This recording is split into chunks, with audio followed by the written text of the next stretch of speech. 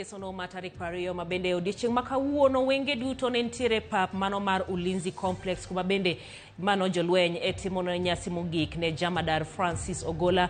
Nyasi no mabende oyuore kod jotelo mopogore opogore mauke piny owacho mapacho kanyakla kod mago mabende wuok e pinje maoko. Giwuoyo matut ewi Jamadar Ogola ka bende gipake kuom bedo jatelo mabende nodeo jolweny wetene. Mano report mabende waloso ni odiochieng' makawuono ka bende wang'wa bende ntiere e kaunti ma Siaya kuma nyasi mogik mar ikmare ibiro tim odiochieng' makiny. Wantiere kod reporter marwa mano Kanyero Walter Nyambaka kod Eric Owenga mogo touch e gweng'no kendo wabobedo kwa tudre kodgi mondo ginyiso ni to ikruok mogik chalo nade e gwenge makono. To gisani magi e weche mawamiyo pek.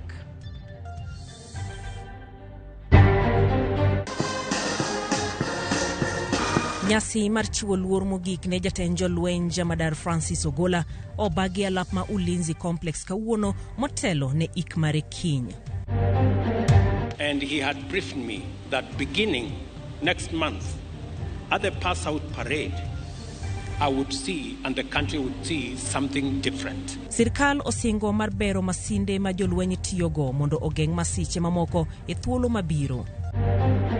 We want to encourage the people of Alego, the people of Siaya, the people of Nyanza to welcome all our guests and also give the general a befitting send-off. Josiasa osiem ni kik ter weche siasa e liend Jamadar Francis Ogola ka chenro mag iko sechopo ng'iende motelo ne nyasi mibiro tim e kaunti ma Siaya.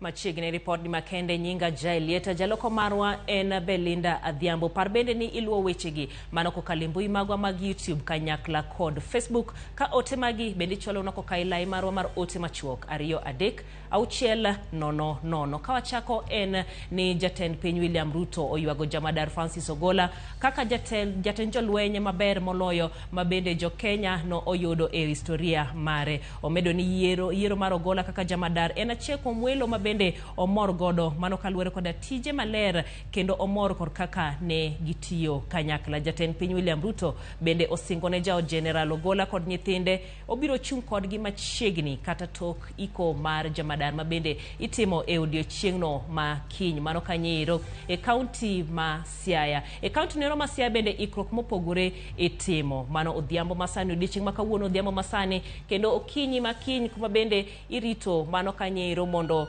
ringre Jamadar ochopi kuma bende wacho ni ringre no biro chopo Kanyero kokalo e alap ndeke mano ma Kisumu International Airport. Toke Kanyero wuoth biro chako kadhi Senator Barack Obama Primary School kuma bende nyasi mar alama ibiro timne mano bang'e kapoko otimne iko. Bibedo ka watudre kod jafombo marwa mano Kanyero Eric Owenga mabende ogo touch kanyo kendo bende onyiso ni to gin weche mage mabende timre kanyo gi kinde machalo kamae, gin ikruok mage mabende oseketi ka bende ntiere kaka ne ichiwo Kanyero siem ni jogo eko kende mabende biro bedo kaloso e nyasi no en mana familia jolweny kanyakla koda kanise. Weche mabende osiem godo josiasa mondo kik bibed Kanyero ni kelo siasa e nyasi makamano. Obo bedo ka watudre kanyo kod Eric Owenga mondo nyiswa mathoth e ikruok mosebedo nyaka sani.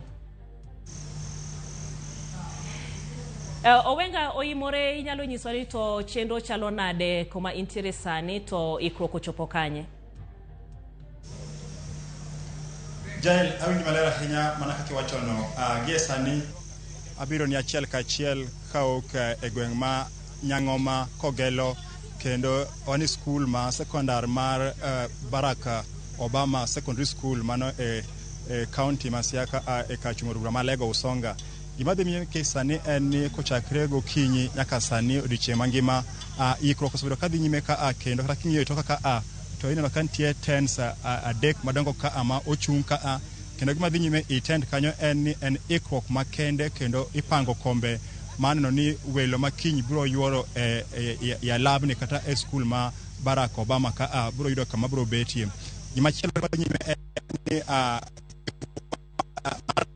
ma bende itimo kod apisas mag jolweny gie sani temo beto paw skundni ma neno ni obedo maler motelo ni odiochieng' makiny.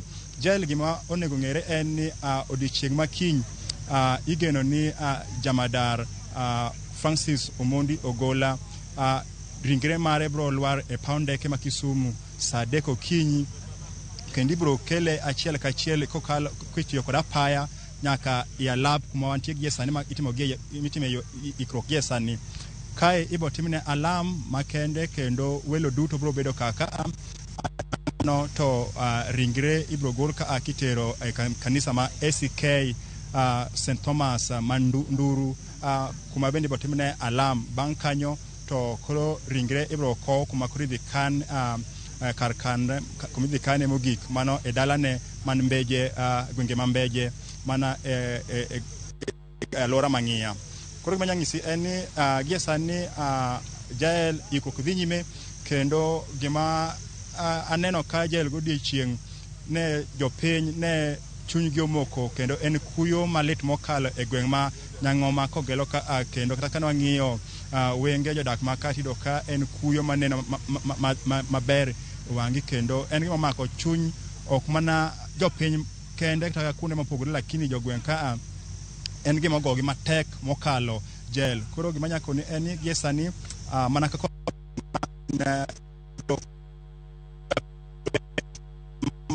mana kaka iwacho no ni ok oyiene siasa bro timre ka odiochieng' makiny, en mana biro tako jolweny jael. Gima wang'eyo ni jamadar Francis Ogola kaka nowacho ni kaber to kopo no nindo to okodwa no obudh kaka okowe mapiyo piyo. Koro wang'eyo ni odiochieng' makiny welo duto kumoting'o jatend piny kaachiel kod welo mamoko bro chopo ka kendo ka ibiro timie nyasi makende maneno ni to ochalo ngimane chal nadi kapok okowe e dalane e pare ma gwenge ma Mbeje, Alego, Usonga. Ka in gi penjo machielo jael. Bende ji nyalo bedo ni penjore en kanyido kaka wawach ni nyasi no ibota kod jolweny, en nyasi mar jolweny, to jopiny mamoko biro chope nyasi no to be biro chalo nade kodgi? Gima ng'eyo ni kuma jopiny oyienie chopo to en kuma wantie gie sani mano skul ma Senator Barack Obama kae moyien odiochieng' makiny tok ka ringre jamadar Francis Ogola osemolo ka to kalure kod ler mane en ni ko ka koro itere kuma idhi kane mogik, to kacha to wachre ni dhano maromo 15 kende emibiro yieni mar donjo kanyo, kendo en mano gino mibiro ket morid mokalo kalure kod kaka chike mag lweny ka achiel kod kaka en owuon nowacho no obi okowe ponono no onindo. Gima wanyang'eyo en ni jopiny bro bedo na ka akende ae kod kanisa kuma bro dhi mano ka ACK St. Thomas ma Nduru. Bang' kanyo to koro ibo tere na dalane kuma na ibro kane mogik. Wanyang'eyo ni jael Francis Ogola ma to wewa nen ogai kata jatend jolweny mathurka mar 11 chakre piny Kenya ne kaw loch, kendo tho mare kapod en apis en gino mana kaka ne wasawacho ni jolweny ema koro gie sani okawe kendo mabiro tayo chenro duto te ma oken gino mibiro tim kod jopiny kata kaka liete mamoko chalo jael. Ero kamana inya Eric Owenga kwa report machalo kwa damana ngeni podi keto katigo touch kanyo kendo wabo medo tude ko chopo sadek marotieno kanyakla kod odiochieng' makinyi medo nyiswa gik ma dhi nyime. Ero kamano maduong'. Akawa dhi nyime en kanyo ni jatend piny William Ruto oywago jamadar Francis Ogola kowacho ni en jatend jolweny maber moloyo mane jo Kenya oyudo e historia mare. Omedo ni yiero Ogola kaka jamadar en achiel kuom welo mabende omor godo kod tije maler kendo omor kaka negitiyo kanyakla. Jatend piny Ruto bendo sigone jaod General Ogola kod nyithinde ni obiro chung' kodgi machiegni kata tok ik mare odiochieng' makiny. E nyasi manotimne Jamadar Francis Ogola e alap tuke jolweny mar Ulinzi Sports Complex, jatend piny William Ruto oywago Jamadar Ogola kowacho ni nomor mar tiyo kode. Every day, either we talked physically, by phone, by WhatsApp, and I can confirm that General Ogola was the best that we could get. Omedo ni omor kod yiero mane omiyo Ogola kaka Jamadar, kata bed ni nokale songa mopogore mondo mi Ogola obed Jamadar. We were going to take a different trajectory as a country, where merit, professionalism, and competence must come before ethnicity. I made up my mind that General Ogola deserved to be the Chief of Defense Forces of the Republic of Kenya. Ruto medo ni Jamadar Ogola ni tiyo matek kendo nodeo ngima jolweny wetene. He was very passionate about the welfare of soldiers. Owacho ni Jamadar Ogola notimo lokruoge mopogore e jolweny kowacho ni litne ni Ogola ok bineno olemo mabeyo matije okelo. However, I have one regret. He will not be there for me to see the transformation he had planned for our military.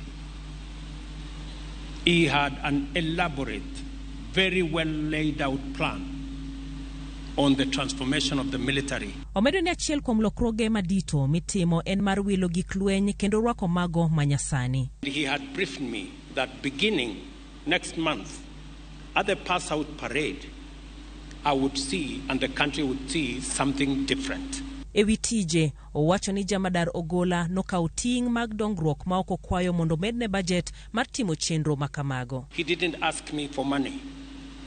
He went to his budget and asked his officers to reorganize the budget so that he could respond to the needs of children who were out of school. Jatend piny omedo ni Ogola ne en ng'ama chunye ler, komedo ni jopiny owinjo opuonjre ewi kaka Jamadar Ogola nodago ngimane. December 9th, 2023, General Ogola gifted me a framed photograph presented in beautiful calligraphy that read, and I quote, "Fear thou not, for I am with thee." Osingo ne jaod Jamadar Ogola kod nyithinde ni gibiro yudo arita makare. From Mama Rachel and my children, our very deep and sincere condolences to the family of General Ogola, and on behalf of the people of Kenya, to say, poleni sana na Mungu awafariji. Tungni mabende nobedo Bomas of Kenya bangiero mokalo ochir kendo e kinde chiwo luor mogik ne Jamadar Francis Ogola. Kama bende jatend Azimio la Umoja Raila Odinga edwaro mondo jatend piny William Ruto owuoge ler ewi weche mane owacho ni mosenindo Ogola en achiel kuom jogo mane temo loko loch mare e yiero mokalo. Jatend piny owuon owuok oko kalero ni en adier ni weche ne tek bang' yiero no kendo kane imanyo ng'ama kawo lemo mar Jamadar. Owacho kanyere ni negikware ng'uono gi Ogola kendo nomiye tich gi chuny achiel. Emmanuel Ochieng ntiere koda lipodni. Mar jatend jolweny General Francis Ogola uchiro gigo manotimore tarik 15 dwe mar 8 higa mar 2022 tok yiero maduong' e pacho ka. Ogola ne oyang kod jatend piny kaka jago mane otemo loko loch mare yierono mane okelo liet e Bomas of Kenya kapok ne oland jaloch mar yierono. I appointed General Ogola. General Ogola is among the people who went to Bomas to try and overturn my victory. Do you know that? Kanoloso kinde salut mogik ne mosenindo Ogola manobagi alap ma Ulinzi Lang'ata. Ugai mar Azimio la Umoja Raila Odinga ne okawo jatend piny Kenya mondo yang kendo kete ler gigo manotimore Bomas kotenore kod weche mane olieko ewi yiero kod duoko ma Bomas of Kenya. As we leave Ogola tomorrow to rest, I want us to remove the stigma Your Excellency. Because I knew this man very well.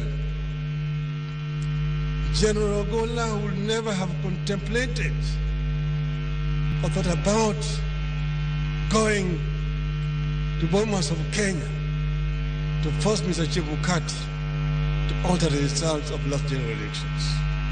So we want this to be removed and to lay him to rest. Kaudoko kwayo makamano.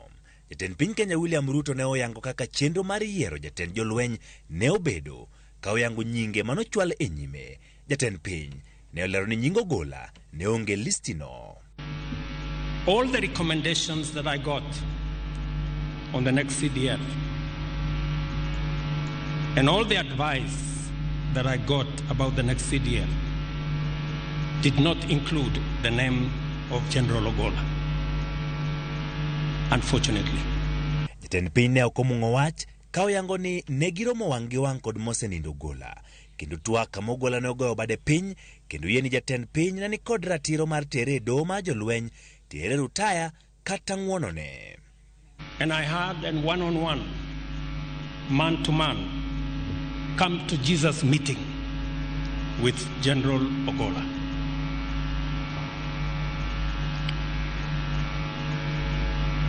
And when we concluded that meeting, General Ogola told me the following: Mr. President, I have no defense. I will not try to defend myself. It was wrong what happened. And you have three choices. Either send me to court-martial or have me retire or forgive me. Jatend piny odhi nyime gi yango ni mosenindo Ogola ne nigi lony kendo ne romre gi tayo tije mane omiye. Mano ne omiyo omiye tich kata ka weche ne tek. I had made a conscious, deliberate decision that we were going to take a different trajectory as a country. And I made up my mind that General Ogola deserved to be the Chief of Defense Forces of the Republic of Kenya. Ochieng' Emmanuel, Ramogi TV. Dinja dek mago mag jolweny pacho kae, jolweny mag pi, jolweny mag lo kod mago mag ndeke owuok kendo ka romgi kendo chopo e nyasino mar goyo salut mogik ne jatendgi mosenindo Francis Ogola mano jamadar e lap ma Ulinzi Sports Complex e boma ma Nairobi. Joriem ndeke mag lweny mane General Ogola omiyo puonj e botelo mare ofuyo ndeke makamago kendo weyo achiel kuomgi chien, ranyisi ni achiel kuomgi owegi. Kaka jafwambo marwa Chris Owino leronwa, General Ogola bende omi luor mamalo mogik me jolweny nyalo miyo jatend piny mana kata jatend jolweny monindo e bade mano kuom muocho risasi 19 duto e polo.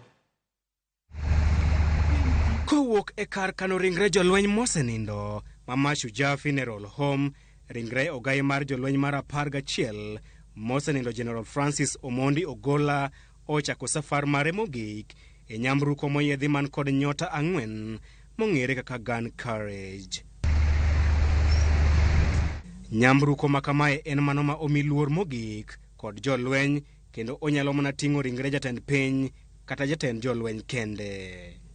Kaka ranyisi mar luor mamalo ne ogai mar jolweny man kod sigana manyangafu, Major Generals mag lweny okowo ringre jatendgi ka gipangore kowuok e wang' apaya mar Raila Odinga Way kochomo Lang'ata Road nyaka e lap mar tuke mar jolweny ma Ulinzi Sports Complex e kar chung' od bura ma Lang'ata.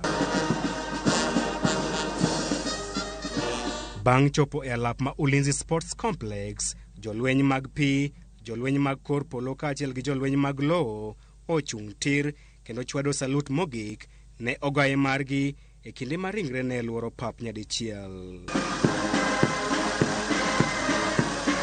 E ranyisi mar keto safar mar jatendgi e lweto bong'o nyakalaga, jodolo e lemo mag Major Generals otelo e nyim othiwi moyiedhi mane oting'o ringre General Ogola. Bendera mar jolweny, bendera ma pacho kae, kod mano mar riwruok mar pinje mag Afrika ma Ugwe oliernus ranyisi makende ni thuon onindo e bade.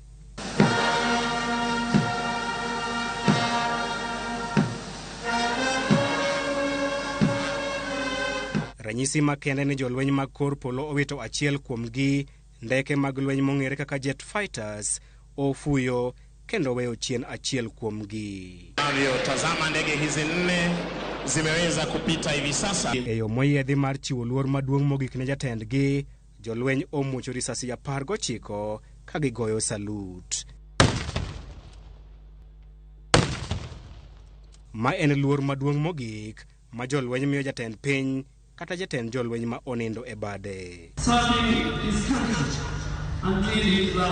General Francis Omondi Ogola dhi bedo jatend jolweny mokwongo e pacho kae kuom wito ngimane kapod en e apisi. Safar mogik mar General Francis Omondi Ogola koro ochomo e gwenge mag Ng'ia e kar chung' od bura ma Alego Usonga e kaunti ma Siaya, kama idhi kowe e kar yweyo mare mogik odiochieng' makiny.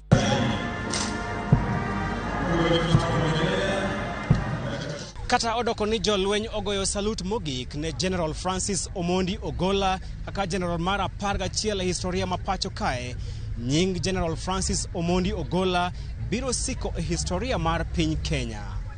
Chris Owino, Ramogi TV, Ulinzi Sports Complex, Nairobi.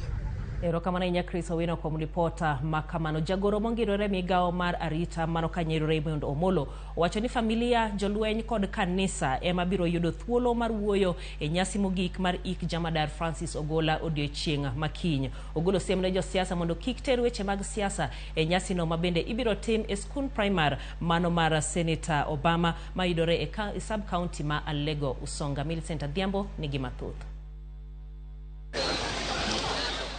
E kardak makogelo e sub-county Malego Usonga e county ma Siaya, moko kuom jotelo e lemo mopogore pachoka kotelnegi kod jatelo mongirore migao mar arita Raymond Omolo ochopo mar neno ni ikruok makare oketi motelo ne nyasi mar kop mogik ne Jamadar Francis Ogola. Getting further details from Nairobi, so as things are emerging, we are also evolving our plan.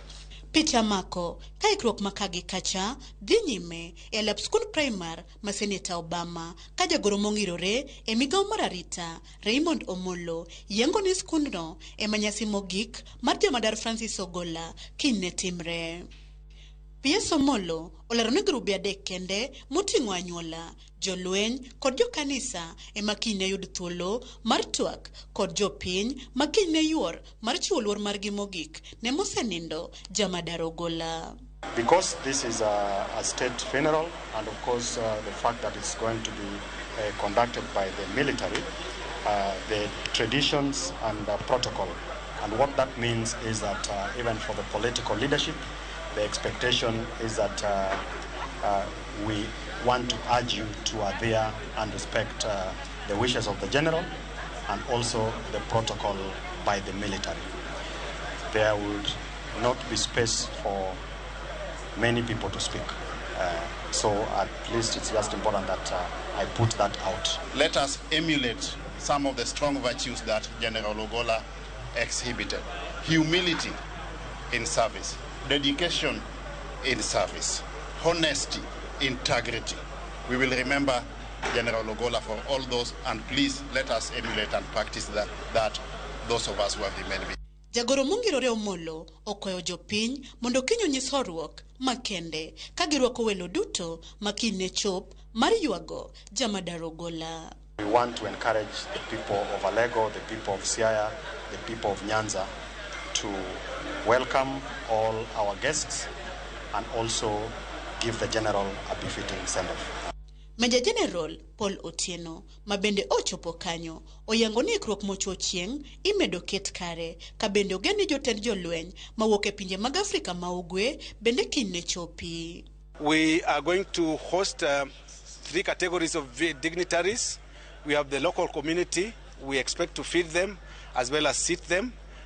The local administration already is seized of the issue. I think, Madam, you are there in terms of taking charge. Then we have the VVIPs, That is the cabinet secretaries, the principal secretaries, other senior military generals, senior county officers, and the rest, including VVIPs from abroad that we are also going to host. Ringre Musanindo, Jamadar Francis Ogola, Kinefu, Nyakalap ndeke makisumu, kowok Nairobi, kod kalapapla mar jolweny, kama bange, netire dalane county Masiaya, Eyorapaya. Millicent Adhiambo, Ramogi TV, Kogelo, Siaya County.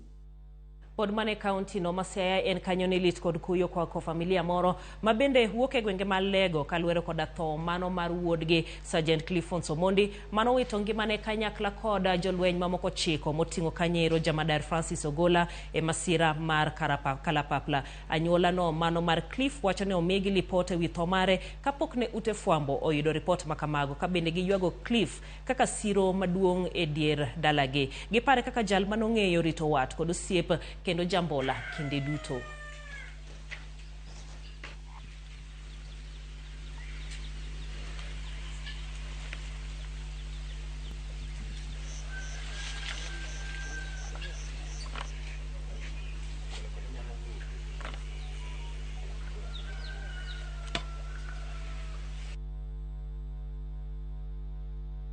Brother Clifford Onyango Omondi is one of us because he's my cousin. We learned about his death yesterday.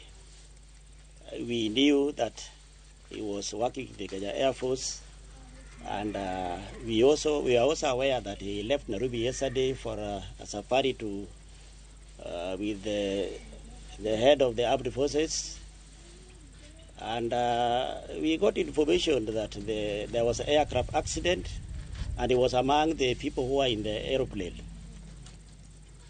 And we knew that long time ago, before it was being talked about in the radio and the news. Cliff was friendly and lovely. In fact, he was so friendly that you could not even know that he works in the Kenya Army, because in the village here he is so friendly and has a lot of good relations with people of all cadres.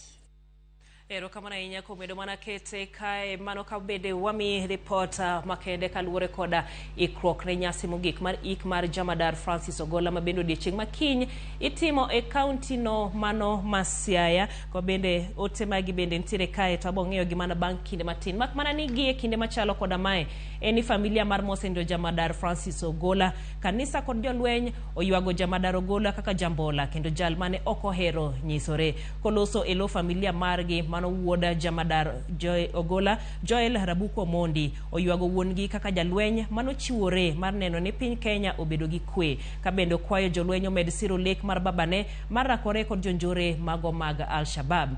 Ka jalup jatend jolweny Charles Kariri osingone kaka jolweny ma KDF pod gibiro medo chung' motegno e kedo gi jonjore ma pacho ka. Joyce Oduor nigi ler mathoth.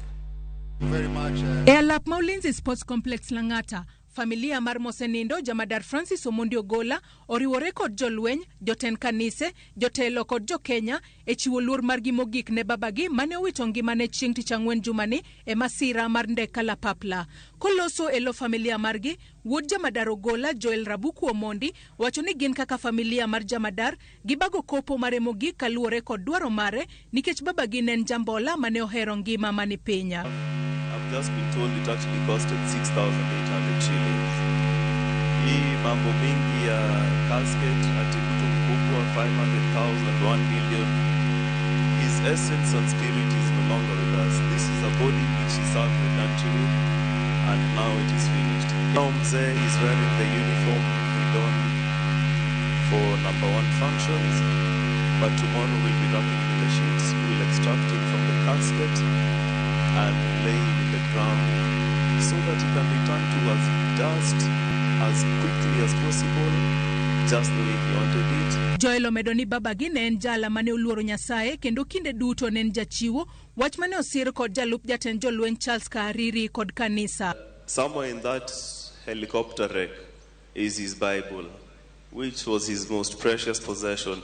He would be considerate of actions before he took them.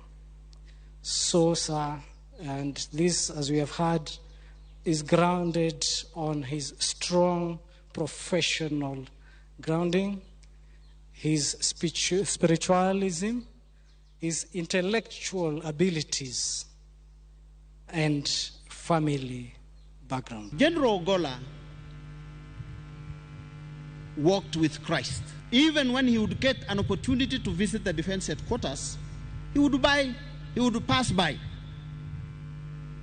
my office. Wuod mosenindo Jamadar Ogola owacho ni oseikore mar kawo ting' mar rito min mare kaachiel kod familia margi duto mana kaka wuon mare nonyise motelo ne thone. He understood that his position was temporary and it would always end. But he spoke in a certain tone that would suggest that, my son, I won't always be here, and you will need to take care of my wife and my other children, which I am more than ready to do, and it will not be a problem. Joel olero kaka wuon mare ne ochiwore mar neno ni piny Kenya obedo gi kwe kokweyo jolweny mondo kik dog chien rakore kod jolweny mag Al-Shabaab. Die, in fact, fighting one of these enemies. And so, usikubali kuogopa Al-Shabaab. Kama bado siwezi wako wanaogopa adui, basi unaogopa nini? Si yeye amelala hapa, na sisi wote tutalala hapa. General Ogola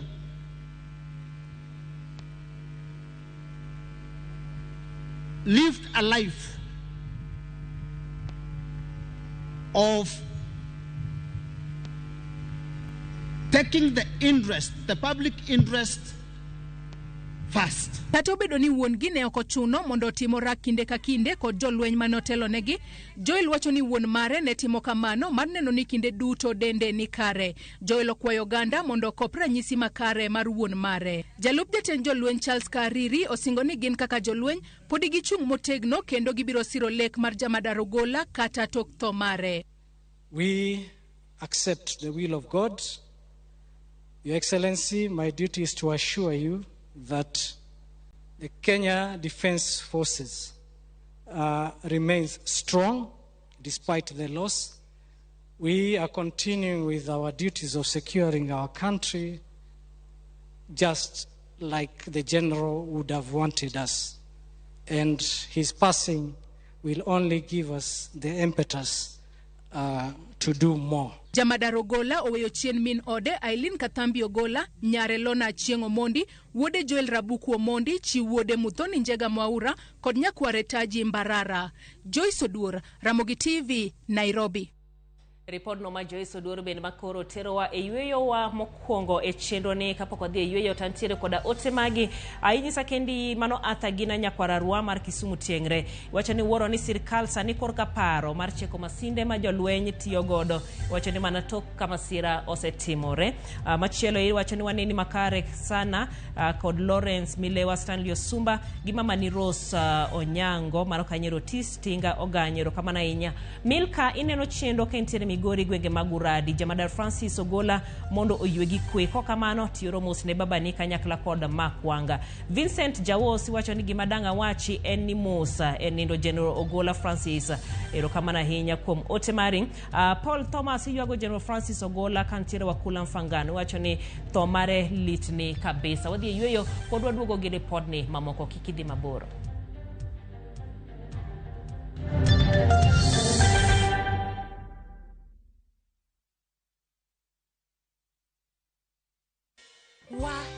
Lakini vile hii ekonomi imetufinya, ilinibidi kubadilisha sabuni nikatumia ingine rahisi. Bala, ilibidi nioshe kila kitu mara mbili. Sikuwa na otherwise, nikarudia Ariel. Ariel, usafi bora kwa mwosho mmoja tu. Minchabikina na decoupless tena, nilieka kichwa yangu ikabaitenda, unazama deep state tena. Nikaingia kwa mkahawa, mimi kichwa yangu akili zangu zote ilikuwa kwa nyama choma. So si kuona bado ina run. Vile nilienda tu kukaa chini na nikarudi kwa simu, nikapata bado ina run. Nilistuka sana na nikakaa shout immediately. Vile niliona hivyo hata nyama nilikuwa nimependa, nilijaribu kutafuna iko ngumu sana. Si kukula tena hiyo nyama. Mimi ni mkulima na niko na projects. So ni kuendeleza tu ukulima yangu na projects zangu. Ukichukulia ikuwe ni rahisi na ujue vile mtakaa na captain mcheze mzuri utaielewa, lakini with the time, the more unacheza, the more unapata experience na unajua jinsi ya kuicheza. Aviator ya Shabiki.com inakupa the biggest multiplier in Kenya. Shinda up to 50,000 times your stake. Yani ukiweka stake ya 100 bob, ndege ipeperuke, unashinda 5 million within seconds. Na ndege pia ikifly away, Shabiki.com inakupatia 5% refund ya stake yako kila siku. Usikubali kulose. Changamkia Aviator on Shabiki.com.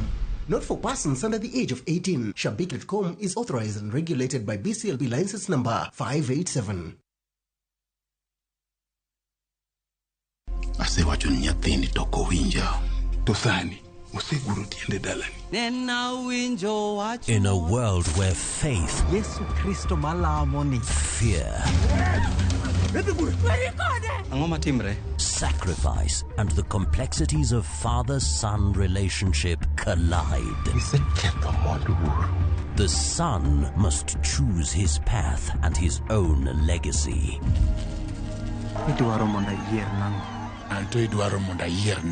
Watch this emotional and riveting story of Dennis in Where the River Divides. Watch the best content on the go only on Viusasa.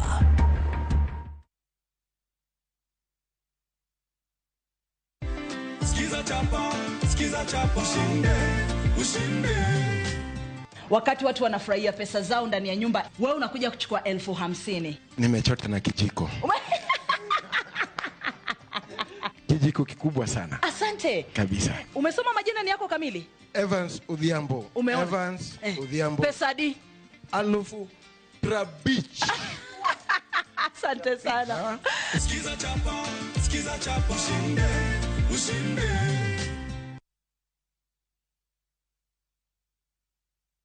Gonga ni rahisi na washindi ni kibao. Kucheza ni rahisi. Ingia kwenye www.gongagonga.com, register na nambari yako ya simu, kisha uweke deposit yako kupitia M-Pesa. Kuweka beti yako, chagua stake yako, weka beti yako, kisha uanze kugonga, ushinde pesa taslimu papo hapo. Kumbuka, mchezo ni rahisi na washindi ni kibao.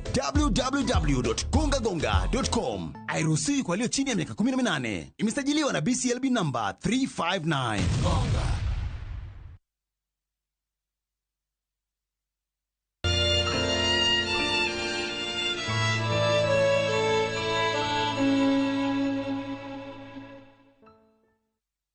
Amachiegni kendo ka bende pod wadhi mana nyime koda report mano kaluwore koda ikruok ne nyasi mar kopo mogika mar Jamadar Francis Ogola mabende kiny timore e county no ma Siaya. Ka bende nyasi mar alama ibro tim e skul primary mar Senator Obama Primary School, kuma bende jafoma marwa Eric Owenga nitiere kendo oluwo matuta ikruok mogik mabende timore gi kanyo. Obotucha kwa tudre kode mana matin mondo wawinjane to gin ikruok magi mabende oseke nyaka sani. To maduong' Eric Owenga en kanyore nene en dwaro mar Jamadar Ogola mondo nyasi mare otimana e seche ariyo. Kakineno mendi biro nyalore.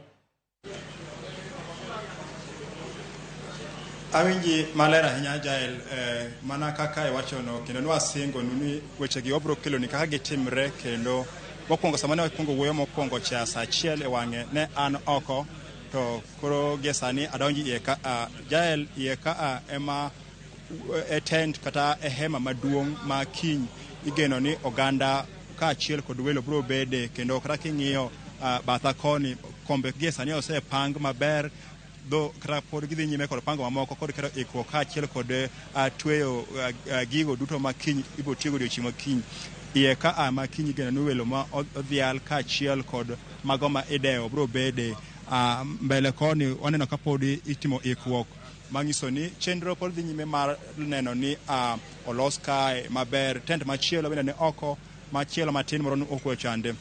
Kolure kod penjo mari mipenjo Jael en ni nyasi ni mana ka wang'eyo ni kiny sadek ringre Jamadar Francis Omondi Ogola bro chopo e alaf mandeke ma Kisumu ayo bro kanyo achiel kachiel kokalo yor apaya nyaka e kanisa ma St. Thomas SK Manduru kuma bende ne en jakanyo mongirre mokalo ai bang' alam makanyo to ringre biro chopo ka ringre osechopo ka kuma jotelo biro twaki kuma oting'o nyaka jatend piny ka achiel kod welo mamoko mabiro yuoro ka odiochieng' makiny to ibiro gole achiel ka achiel ka koro odhi e dala mare e pare e dala mare e gwenge ma Mbeje kuma bende wayudo ler ni jogo mibiro yiene mabiro donjo kanyo biro bedo na joma romo 15 kende. Koro kaluwore kod mano oparno ok bedo ma thuolo mang'eny ahinya, okawo thuolo matin kaluwore kod kwayo mare kendo ng'en ma en gino ma itimo en chenro duto mitayo kod jolweny to chutho kaka wang'eyo ni jolweny gin jogo ma gin gigo mosepang kendo moket e yo ma kaka okete ok gin gik mabiro thembo mayware. Koro emomiyo nyasi marika Jamadar Francis Ogola odiochieng' makiny biro kawo thuolo matin mokalo bang' kosewo kech kae ma weche duto kata thoth wach kata budho mang'eny nyabedo kaluwore kod jotelo mabiro yuoro koka ipare mare ma Mbeje to chenro biro bedo matin mokalo mana seche manok kaluwore kod ni oganda mabiro donjo kanyo biro bedo matin moloyo. Inyalo paro ni Jael bende wang'eyo ni odiochieng' ma kawuono kane nyasi mar alam kaachiel kod sidhe kod miye luor mane timre e alap ma Ulinzi mano e kambi mar jolweny ma Lang'ata ne omiye luor kokalo kuom muocho mzinga maromo 19 kech wang'eyo ni Jamadar Francis Ogola ne en jalweny jamadar manen kod nyota ma 4 ma kaluwore kod kaka okang' mane osechope. Koro en nyaka ne miye mana bunde kata mzinga maromo 19. Koro odiochieng' makiny ok wang'e ahinya ka bende kuma ibiro yike bende nyasi ma kamano biro timre mar bende goyone bunde kaka luor mogik 19.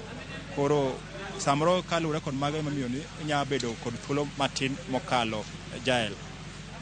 Erokamano ahinya mano Kanyero Eric Owenga. Ng'eni pod imedo luwo wechegi kendo ibo ikori okinyi mang'ich ke seche makoro chenro chakore pod wabo tudre mondo wayud ane to gin ang'o gene ma bende dhi nyime e gwenge mag Lagos. Erokamano ahinya Owenga. Akawa dhi nyime en jotelo manochope nyasi mano mar chiwo luor mogik ne Jamadar Francis Ogola e paw tuke mano mar Ulinzi Complex Nairobi opoye kaka jala mane en jambola kendo mano hero tijene. Nyasi makamano bende no yuore gi jotelo kaachiel koda jombetre mawuok e pinje mopogore opogore. Sharon Ong'ao nigi ripodni. No yuore gi jotelo mopogore opogore moriwo jotelo mawuok e pinje maoko. Secretary of Defense of the United States, my colleague and a friend, the Minister for Defense of Turkey, the Minister of Defense of Tanzania, the Minister of Defense of Ethiopia, the Minister of Defense of Somalia, and Rwanda, and Burundi, and India, among many other colleagues. Koloso enyasino, datenjoten migepe Musalia Mudavadi, oyango jombetre mag pinje mopogore opogore manoriwore gi jolweny ma pacho kae mar chiwo luor mar gimogik ne Jamadar Francis Ogola. We acknowledge the presence of several heads of missions who have joined us here today to bid farewell to General Ogola. Jotelo manoyuore nyasino oywago Jamadar Francis Ogola kaka jala mane jambola mabende nohero tijene. Let's honor his memory by upholding the values he held very dear. I know him as a man of very few words, an accomplished golfer, but a man also who knows his responsibilities to the society. If there was a description of humility, an epitome of humility, then the general who has fallen is indeed a symbol of humility. The man was humble, pleasant, and amiable. He was also a very kind man. Ugai marazimio Raila Odinga oywago Jamadar Ogola kaka jal manodak ngima mayot. In death he also said he wants a simple burial and be buried as quickly as possible. This is in line with the traditions of our own African people. Commercializing burials today is not African, it's un-African. Raila madoko ya pinya wacho mondo tim nonro mar masich ndek kalapapla manodo jolweny 10 komedo ni nonro bende winjo tim kaluwore gi medruok mag masiche mag ndek kalapapla. But also, Your Excellency, this is also time to take a relook at our equipment and our military, because you have seen a number of these accidents over the last 5 to 10 years. Jalub jatend piny Rigathi Gachagua bendo singoni kaka jotelo gibiro temo matek mar ng'eyo kama jotije mantiere buogi odakie. That we create time the way you did that day, as we work to get time to know the families of those who work under us when they are still serving. Jotelo mopogore opogore kotelnegi kanyo kod jatend piny William Ruto oywago jamadar Francis Ogola kaka jal mana nigi mbola kendo jal mabende nodeo ng'ata e tije. Sharon Ongao, Ulinzi Complex, Nairobi.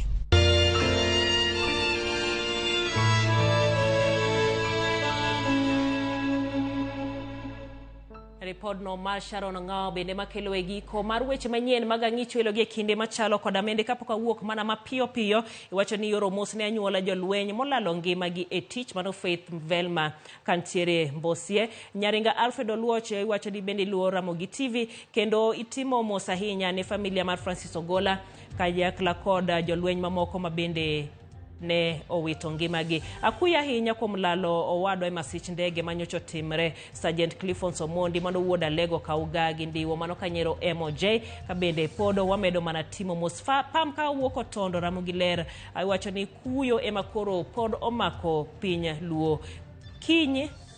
Kinyi wacho ni koka opeke alap Masiaya. Byron wacho ni pod wantiere koda shoka mano kaluwore koda tono ero mar Ogola. Imoso kanyero Sonia wang'wa wegi kanyo wachako radi kochopo saa 3 otieno kawami wechegi e kinda mamoko. Nyinga Jailieta, jaloko marwa en Belinda Adhiambo.